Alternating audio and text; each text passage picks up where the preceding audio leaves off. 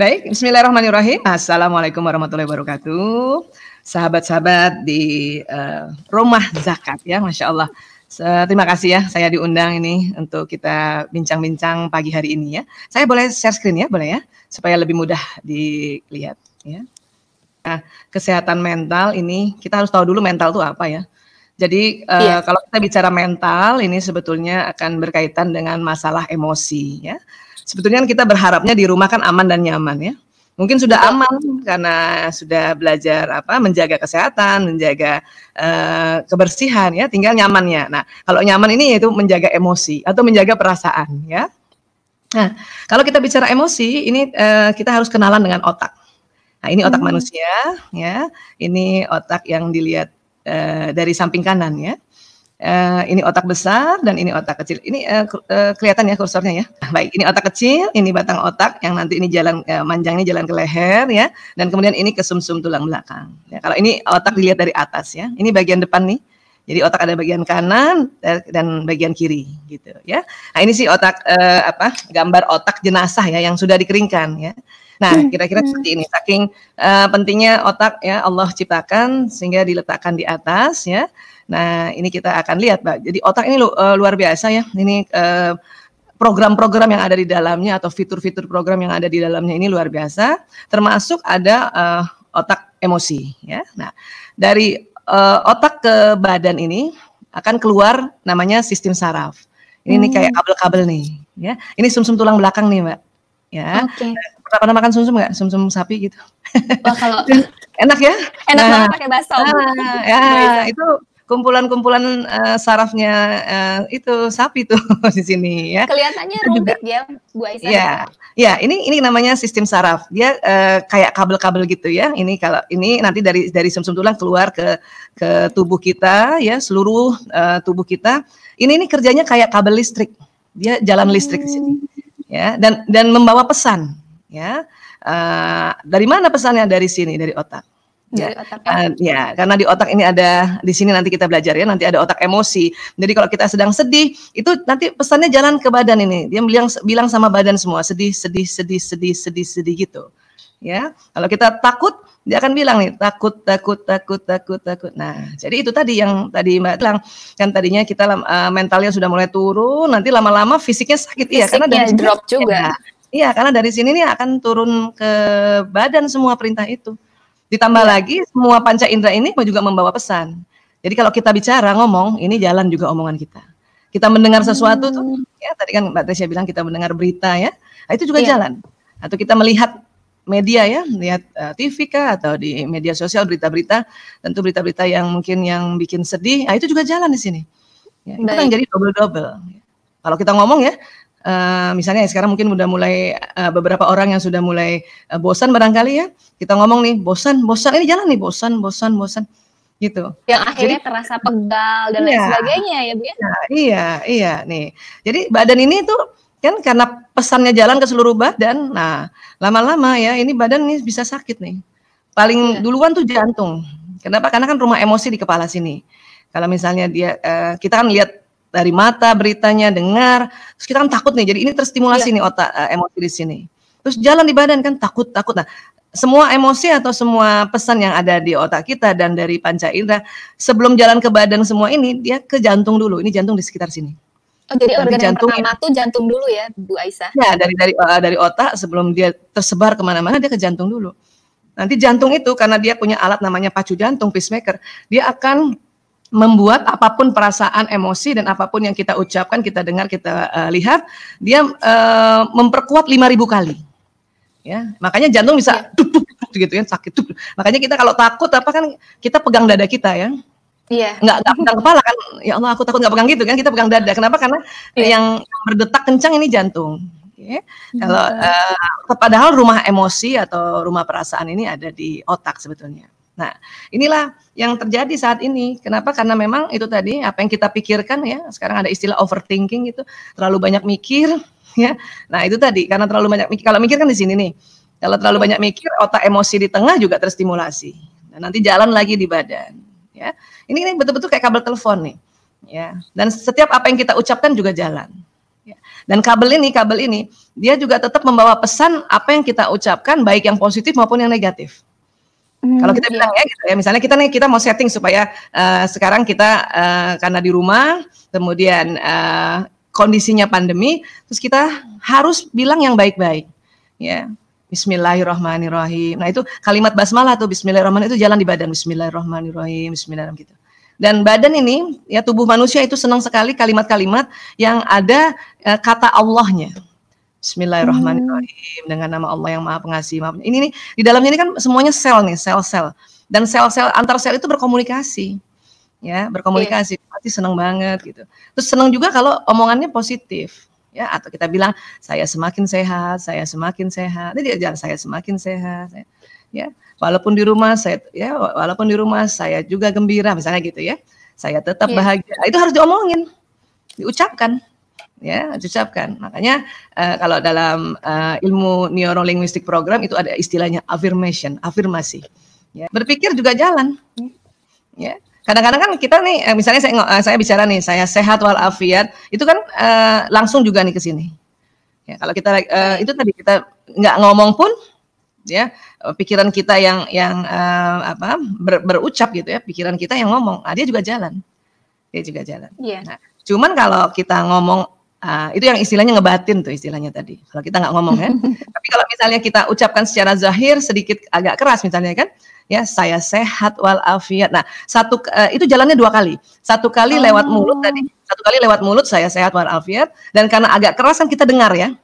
Iya. Nah, waktu didengar, pendengaran ini menangkap pesan sehat walafiat, dia juga jalan di badan. Jadi 2 kali. Jadi ada 2 indera yang menangkap ya. Ya, betul. Makanya sesekali perlu kita agak dizahirkan. Ya. Nah, itu namanya memotivasi diri, ya, memberikan sugesti pada diri gitu.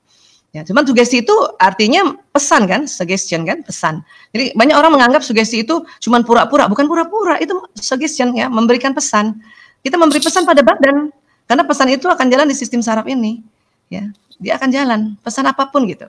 Nah, termasuk pesan yang negatif, ya. Aduh kan gitu ya, udah aduh aja tuh, udah negatif tuh, ya, bosen nih, misalnya gitu ya. Itu makanya bisa jalan. Positive thinking ya. Ya. Iya, positif ucapan, baik ucapan di mulut maupun di otak, ya.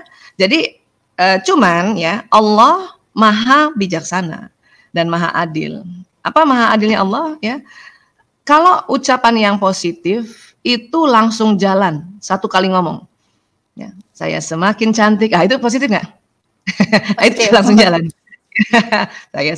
Tapi kalau ucapannya negatif atau membuat tidak nyaman, itu ada namanya waktu tunda. Waktu tunda, artinya ditunda. Tundanya bagaimana? Kalau baru 1 kali ngomong dia nggak jalan. Sampai kapan? Kalau berkali-kali, ya. Ada yang mengatakan 3 kali ngomong itu yang ketiga jalan loh. 4 kali ngomong, yang ketiga jalan, yang keempat juga jalan. Ya, misalnya bosen nih, ini 1 kali nih belum jalan nih. Tapi kalau saya ulang-ulang nanti misalnya sampai 3 kali, yang ketiga tuh jalan, bosen. Apalagi saya tambahin lagi yang keempat, 4 kali ngomong, itu yang keempat juga jalan gitu. Ya, itu waktu tunda. Karena tentu karena Allah sang pencipta kita semua, ya, mencipta alam semesta ini, ya, tahu persis bahwa sifat kita itu ada, tabiat kita itu mengeluh, ya. Hanya itu tadi, kalau keseringan mengeluh, maka keluhannya akan jalan.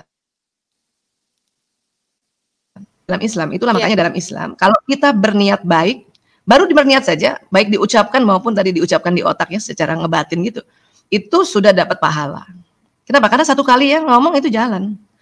Dan kemudian kalau niat baik itu dilakukan, nah pahalanya bisa jadi lebih banyak ya, dikatakan jadi 10. Tapi dosa atau niat buruk, apabila dia punya niat baik di pikirannya ini atau diucapkan, ya baru diucapkan, baru di dalam pikiran, itu belum dihitung dosa. Kenapa? Karena dia nggak jalan. Tapi kalau karena ada waktu tunda. Ya, niat buruk itu ya sudah terlaksana, itu dihitung dosanya 1. Ya, kenapa? Karena kalau niat buruk ini sudah terlaksana gitu ya, terlaksana, badan ini udah gerak, itu berarti dia ngomongnya udah berkali-kali tuh yang niat buruknya. Ya, makanya ya, karena udah berkali-kali ngomong niat buruknya di mulut, ya dia jalan. Maka badan ini melakukan seperti itu. Ya, misalnya ada orang mau merampok, kan dia punya niat kan, ya, mau merampok. Nah, baru niat gitu aja atau dia ngomong ya, ngomong dalam mulutnya ya, kayaknya ini kita nggak punya uang sama sekali, lebih baik kita ngerampok. Satu kali itu belum dihitung dosa. Kenapa? Karena dia belum jalan. Tapi kalau orang ini berpikir ya, berulang-ulang tuh niatan tadi, kan pasti berulang-ulang diomongin tuh. Nah, karena berulang-ulang itu kan jalan di badan. Nah, akhirnya kan badan ini melakukan itu dihitung dosa. Ya, dan Masya Allah luar biasanya ya dihitungnya 1 tuh. Ya. Tapi kalau yang niat baik ya, bayangkan ya, itu perbandingannya jauh banget. Niat baik baru diniatkan aja ya, dia sudah dihitung pahala 1. Kenapa? Karena itu tadi dia jalan di badan sudah. Ya, apalagi badan ini melakukan itu jadinya 10. Makanya rugilah orang yang senantiasa berniat buruk atau berpikiran buruk ya, atau ada istilah yaitu tadi negative thinking ya, dan negative feeling ya. Nah, cuman ya. Nah, ini otak emosi ya. Otak emosi ini di tengah nih. Di dalamnya. Jadi kalau ada otak, inti otak itu otak emosi. Besarannya sekepalan tangan masing-masing. Ya. Nah, masing-masing coba lihat kepalan tangannya. Ini. Nah, jadi setiap orang besar otak limbiknya ini berbeda-beda, Bu Aisyah. Iya. Kalau anak kecil, waktu kita kecil ya, kalau kita suka berantem sama temen kan suka gitu kan. Awas loh, gitu, kita kasih kepalan tinju gitu kan. Itu bukan semata-mata kita mau tinju dia, memang otak emosinya segitu besarnya ya. Dan waktu masih kecil kan masih kecil ya, nanti pasti dia besar berkembang ya. Nah ini otak dilihat dari samping kiri ya, ini kan otak besar, ini otak kecil, kemudian kita belah. Nah, di dalamnya ini nih, yang saya kasih lingkaran hijau, inilah otak emosi. Ya, ini otak emosi. Sering juga disebut limbic system atau sistem limbik. Di sini letak-letak emosi. Dan limbic system ini bukan hanya pada manusia saja. Jadi bukan hanya manusia yang punya, tetapi hewan golongan mamalia ya punya limbic system. Ya, makanya dikatakan ini otak mamalia nih. Ya. Dan manusia ini lengkap otaknya. Ada otak hewan mamalianya, dan ini batang otak yang ini nih, ini otak reptil. Jadi manusia tuh punya sifat ular sebenarnya. Nah, ini kan batang otak nih nanti jalan di leher nih kan ya. Nah, ini otak reptil. Ya. Ular atau reptil itu dia nggak marah, nggak sedih dia sebetulnya. Reptil itu dia punya respon. Ya, apabila terganggu itu ada namanya 2 responnya. Sering disebut istilahkannya fight or flight. Ya, serang atau kabur. Ya, serang atau mundur. Nah, manusia juga punya sifat itu. Harus ya. Ada respon kayak gitu. Untuk apa sebetulnya? Ya. Di dalam kehidupan kan kadang-kadang kita terjebak dalam kondisi yang bahaya, ya. Katakanlah kita dicopet ya atau mau rampok, nah itu kita harus fight or flight, ya. Bukan tidak menggunakan otak yang lain, apalagi ini otak intelektual di sini. Kalau kita mau dicopet lagi di transportasi umum mau dicopet, itu nggak boleh pakai otak bijaksana. Bijaksana kan otak di sini nih, ya. Yang di dalam ya. Iya, serang dulu, serang tuh. Ya, atau pukul tuh tangannya si pencopet ya, gitu. Atau kita kabur gimana caranya? Itu fight or flight itu adalah respon daripada otak reptil. Ya. Sama kayak seperti refleks kayak gitu tidak Bu? Iya. Itu kan untuk survive ya, pertahanan diri. Nah, cuman kan di dalam kehidupan kan nggak setiap hari harus pakai otak reptil ini. Kalau kita hadapin anak, masa kita fight or flight gitu ya? Anak kita misalnya nangis-nangis di mall, kita antara kita pukul dia atau kita tinggalin, anak siapa nih? Nggak mungkin gitu. Makanya kalau sudah dengan anak, dengan suami, ya itu harus pakai otak yang ini. Cuman otak yang di depan ini, untuk dia turun ke badan, dia harus lewati ini. Ya, lewati otak emosi, otak mamalia, dan juga otak reptil. Gitu ya. Nah, kalau otak mamalia ini lebih variatif jenis perasaannya atau jenis emosinya. Di sini ada apati, sedih, takut ya. Jadi kurang lebih ada 9 jenis di sini. Termasuk juga ada 6 jenis yang nuansanya negatif, 3 jenis yang positif. Jadi yang namanya emosi kan bukan hanya yang negatif aja, yang positif ya. Semangat itu adalah jenis emosi, semangat itu. Courageous. Ya, di dalamnya itu ada senang, karena senang dia semangat. Acceptance, menerima, itu juga jenis emosi itu. Bersyukur tuh jenis emosi. Ya, peace, damai, itu jenis emosi. Dia ada di sini. Ya, ada di sini. Nah, termasuk mungkin rasa cinta ada di situ juga. Rasa cinta. Kalau cinta nggak cuma sini aja. Cinta ada di sini, ada di sini, ada di tengah sini, ada di otak kecil juga. Ah, itu cinta itu. Cinta tuh dahsyat, semua otak, ada 5 bagian otak bergetar. Nah, iya, karena nanti semua bekerja, dan dia nanti rasa cinta itu juga jalan ke jantung, yang bikin seluruh tubuh bergetar itu jantung, karena jantung akan memperkuat rasa itu 5.000 kali. Ya, ya, pom gitu. Ya. Ada nanti kaitannya di sini nih, otak di sini. Di sini ada namanya watak. Kita kalau mau ketemu jodoh, secara takdir qadarnya, basicnya, kan suami istri itu pasti wataknya berseberangan ya. Itulah soulmate. Nggak ada suami istri yang wataknya sama persis, nggak ada. Nah, jadi kalau mau ketemu jodoh, ini yang ngomong nih di sini. Misalnya ada perempuan gitu ya, wataknya ekstrovert gitu kan, spontan, hasrat mengatur ya, dan berniat tadi kan kadang dia berniat ya Allah, atau berdoa gitu, ya Allah saya mohon temukan jodohku tahun ini misalnya ya. Nah ini bergetar, ini langsung bergetar, dia akan mencari lawannya. Makanya nanti kalau ketemu orang yang kan ini perempuannya ini ekstrovert ya ketemu temen ada laki-laki datang yang orangnya damai, santai dan rapi, oh ini langsung bergetar nih. Ya, ini dia ngasih tahu ke otak yang lain, kayaknya ini. Gitu. Ya.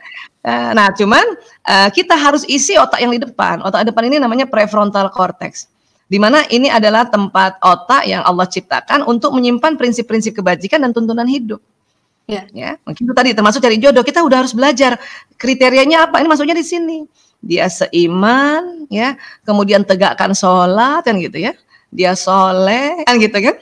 Nah, prinsip-prinsip itu masuknya di sini.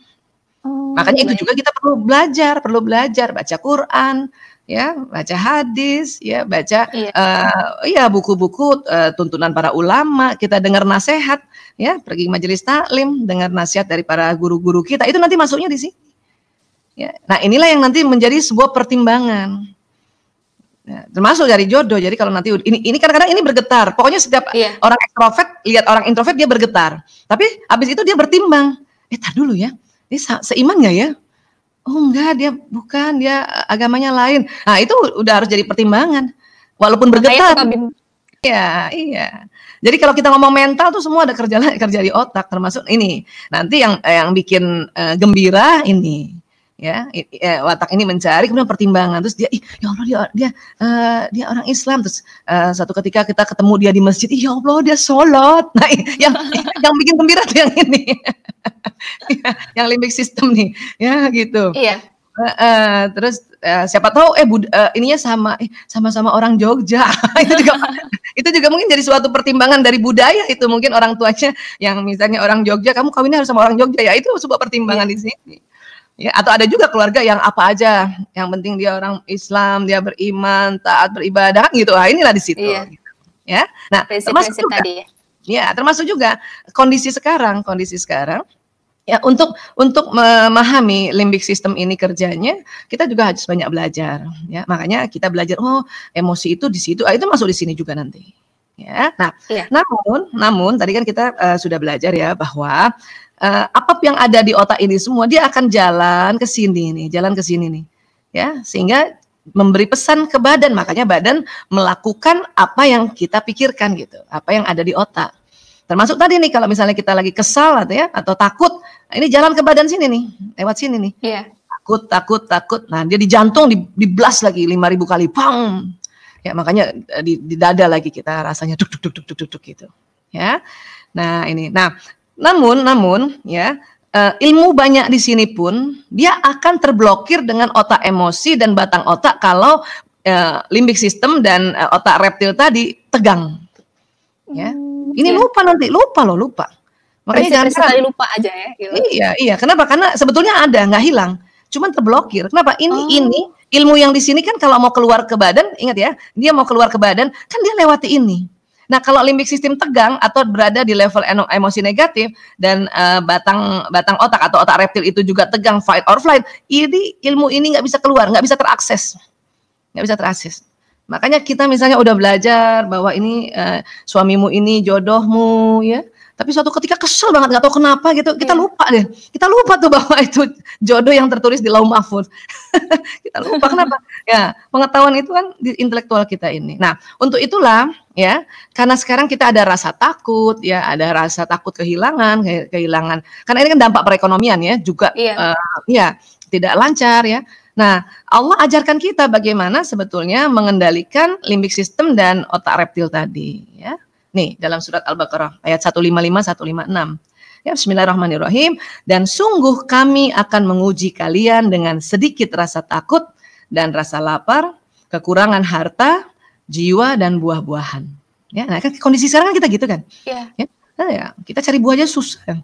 Saya aja biasanya setiap hari ada buah-buahan ya, dikasih kalau kita pergi ke seminar kan dikasih tuh ya suka sama panitia ya. Nah, ini kan nggak kemana-mana kita di rumah, jadi buahnya juga boleh.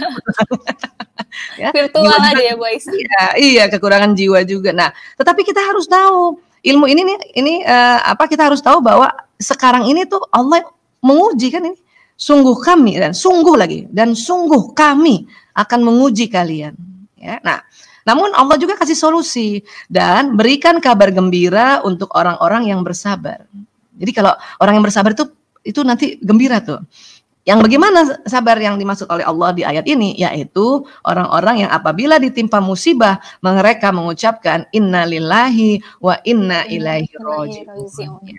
Sesungguhnya kami itu milik Allah dan sesungguhnya kami akan kembali pada Allah. Itu tuh kalau orang setiap ada rasa nih, tapi kata innalillahi nggak cuma satu kali loh. Ya, misalnya hari ini nih kita langsung rasa, aduh kurang banget nih uangnya buat beli makan, buat buka ya. Kita harus ngomong itu innalillahi wa inna ilaihi raji'un. Gitu. Ya. Terus mungkin ada rasa takut ya. Udah apa yang terjadi sebetulnya pada saat kita mengucapkan innalillahi wa inna ilaihi raji'un ya. Ini otak reptil dan otak mamalia yang tadinya tegang sehingga kita lupa apa yang ada di sini ya. Itu langsung rileks.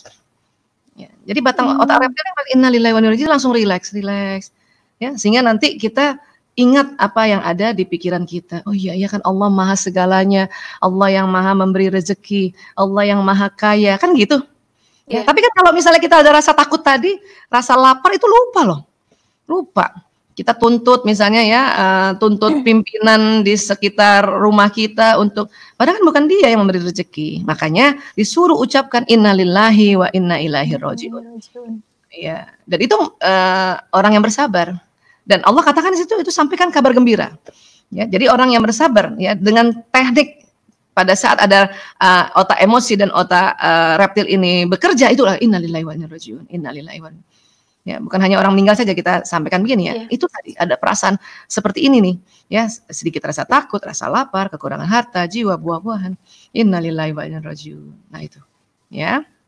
Jadi ternyata ada fungsi juga ya untuk otak kita. Masya Allah. Pasti, karena Allah kan yang buat kita. Ya, Allah yang buat, makanya dikasih petunjuknya. Ya, sama kan kalau kita beli barang ya, beli barang, gadget aja, HP aja kita beli kan itu ada buku petunjuknya tuh. Kadang-kadang kita, ibu-ibu kan suka malas tuh baca buku petunjuk, ya. Makanya ngajarin anak. Males mintanya. Itu banyak orang kayak gitu sama. Kita nih, ya udah dikasih Quran, males baca Quran, ya kita tanya sama orang lain, langsung nggak baca dulu, ya. Misalnya kita tanya sama ustadz kalau kayak gini gimana ya, padahal di Quran itu sudah ada.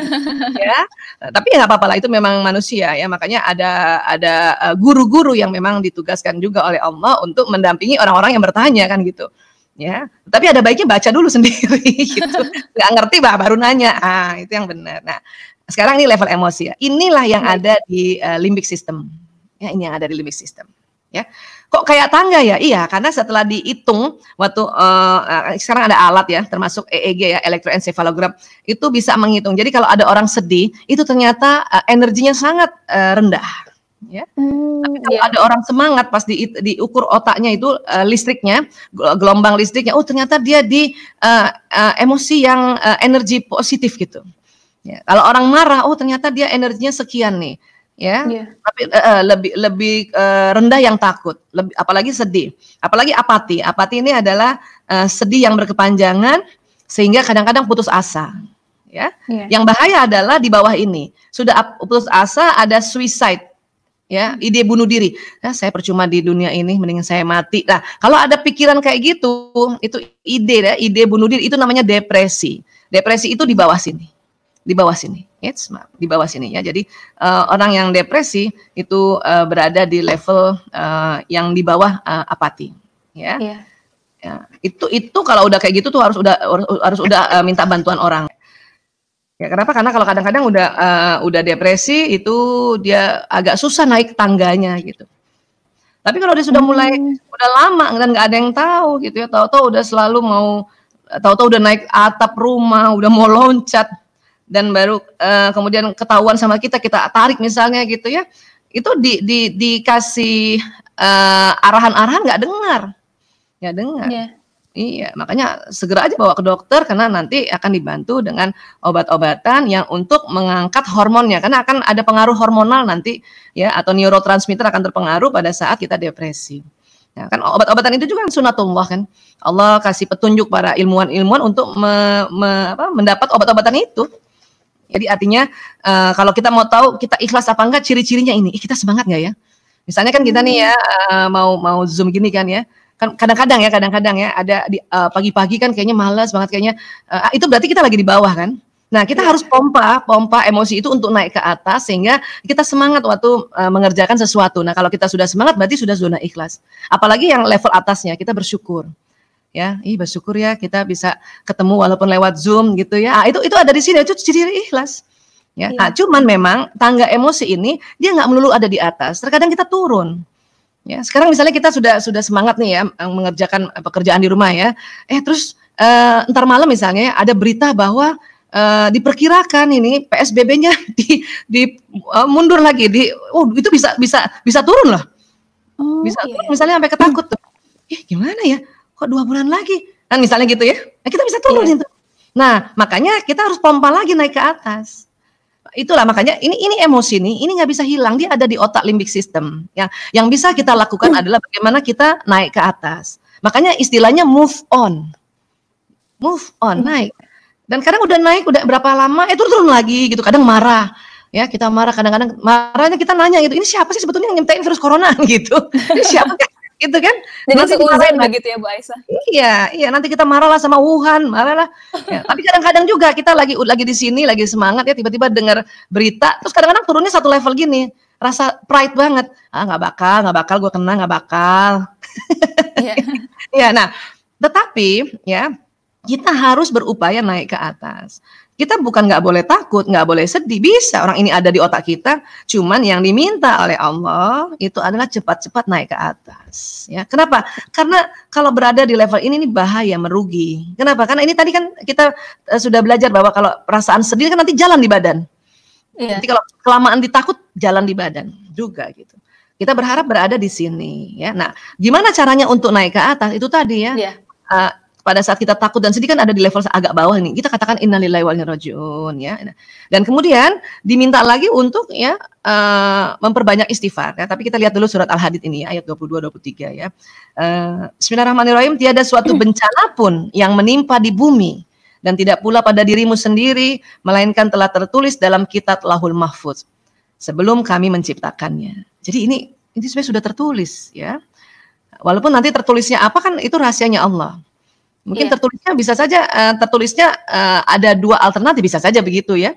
Ya, bukan berarti memang Allah yang menciptakan bahwa ini akan ada pandemi, bukan, itu ada pilihannya manusia. Mungkin kalau misalnya tertulis di situ ya, kalau manusia itu perilakunya baik-baik aja, nggak makan hewan sembarangan, ikuti peraturan Islam yang tidak makan binatang bertaring, maka ya dunia akan sehat-sehat saja. Itu berarti manusia juga yang ada pilihannya di situ. Tapi kalau manusia itu makan sembarangan, misalnya gitu kan, makan binatang bertaring, kelelawar pun dimakan, maka akan muncul penyakit ini itu. Bisa jadi tertulisnya begitu. Ya. Nah, kemudian di ayat ini dikatakan sesungguhnya yang demikian itu adalah mudah bagi Allah. Ya, menulis takdir-takdir kan mudah bagi Allah. Tapi Allah juga bilang di sini, kami jelaskan yang demikian itu, maksudnya ini tadi semua Allah jelaskan, supaya kamu jangan berduka cita terhadap apa yang luput dari kamu. Dan supaya kamu jangan terlalu gembira terhadap apa yang diberikannya kepadamu. Dan Allah tidak menyukai ya orang-orang yang sombong lagi membanggakan diri. Nah, kalau kembali ke sini ya, karena Allah juga yang menciptakan emosi ini di dalam otak manusia.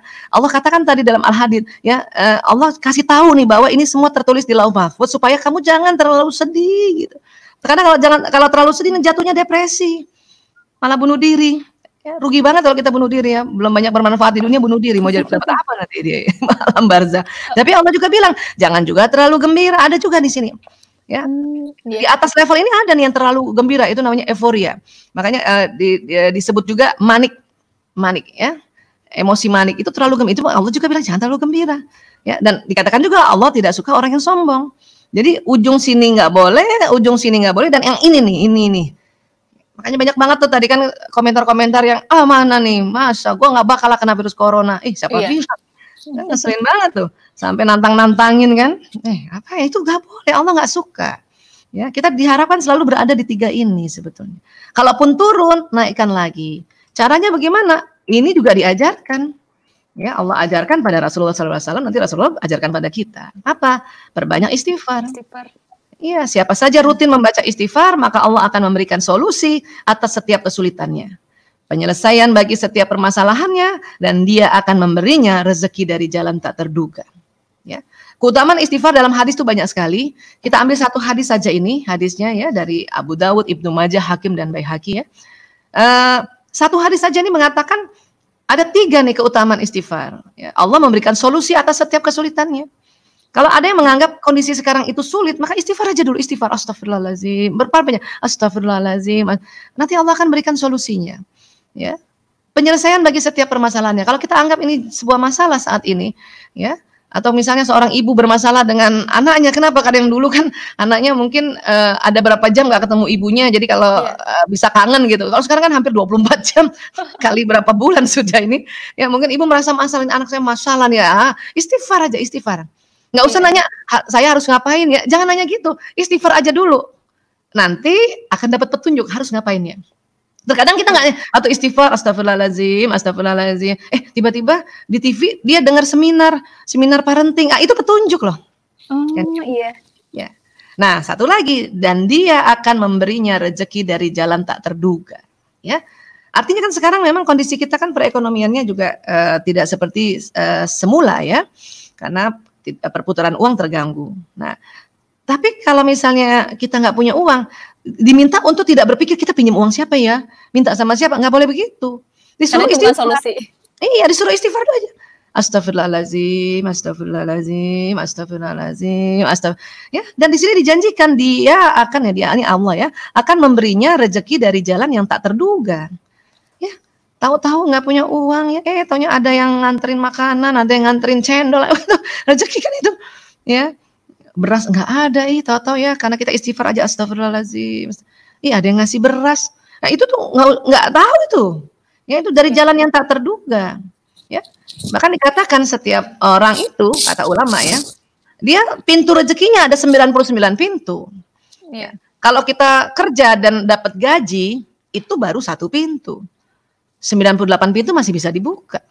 Ya, dan nggak tahu dari jalan yang tak terduga itu yang mana, pintu ke 40 kah, pintu ke 48 pintu. Makanya kita harus tetap semangat ya Bu Aisyah ya. Iya, makanya memperbanyak istighfar. Ya, supaya apa? Aman nih badannya nih. Boleh sedih karena kan otak emosi kan, kita lihat dengar telinga kita ya PSBB diperpanjang. Ya Allah, kan untungnya kita sudah terajar atau diajar oleh orang tua setiap ada apa-apa istighfar kan? Iya. Kita dengar berita ya PSBB diperpanjang sampai habis lebaran. Astagfirullah gitu kan? Udah benar tuh. Udah benar. Segera ucapkan itu. Ya, karena yang tadinya takut terus turun di badan kan, takut karena kita istighfar, astagfirullahaladzim, kalimat istighfar itu akan mendelete ya perasaan-perasaan yang lagi jalan di badan ini ya. Nah, tentu istighfarnya memang lebih afdal yang diucapkan, astagfirullahaladzim. Kenapa harus diucapkan? Karena dia akan terjadi pertukaran karbon dioksida dan oksigen pada saat kita mengucapkan istighfar itu. Kalau kita istighfar kan tuh karbon dioksida keluar kan? Astagfirullahaladzim. Coba perhatikan ya, habis istighfar perhatikan hidung. Pasti hidung langsung tarik oksigen. Ya, ayo kita istighfar. Astagfirullahaladzim. Hidungnya langsung tarik oksigen nggak? Betul ya. Nah, dan itu oksigen yang ditarik setelah istighfar itu banyak yang ditarik. Kalau kita napas biasa kayak sekarang nih, tanpa kita rasa ya inspirasi, ekspirasi, itu yang ditarik di hidung tuh 1 liter napas biasa. Tapi kalau habis istighfar, yang ditarik itu bisa sekitar 5 liter. nanti akan terjadi pertukaran di paru-paru dan jantung. Jantung memompa darah yang membawa oksigen ke otak, sehingga limbik sistem yang di sini dan otak reptil itu langsung rileks. Kenapa? Karena sudah ada oksigennya. Dan kemudian level emosinya ya tanpa kita rasa dia naik, sehingga apa? Kita semangat lagi. Ya kita insya Allah kita bisa. Gitu kan? Kita ingat lagi, oh ya Allah, yang gitu, ya Allah Maha Segalanya. Nah itu tadi. Jadi istighfarnya ya harus dilafazkan. Ya, karena istighfar ini dari kalimat thayyibah yang lainnya dia huruf jahr. Ada istilah dalam tajwid ya, huruf jahr. Huruf jahr itu apabila diucapkan dia mengeluarkan karbon dioksida. Ya. Nah, selain istighfar, tahlil. Tahlil juga huruf jahrnya banyak. La ilaha illallah. Sama kalau kita habis tahlil tuh hidung kita narik oksigen otomatis. La ilaha illallah. Ya, nah gitu. Oke. Jadi istighfar ini mudah-mudahan jadi sebuah kebiasaan, tetapi yang ditambah kesadaran ya. Kalau kita sudah tahu cara kerjanya kayak gini, gitu.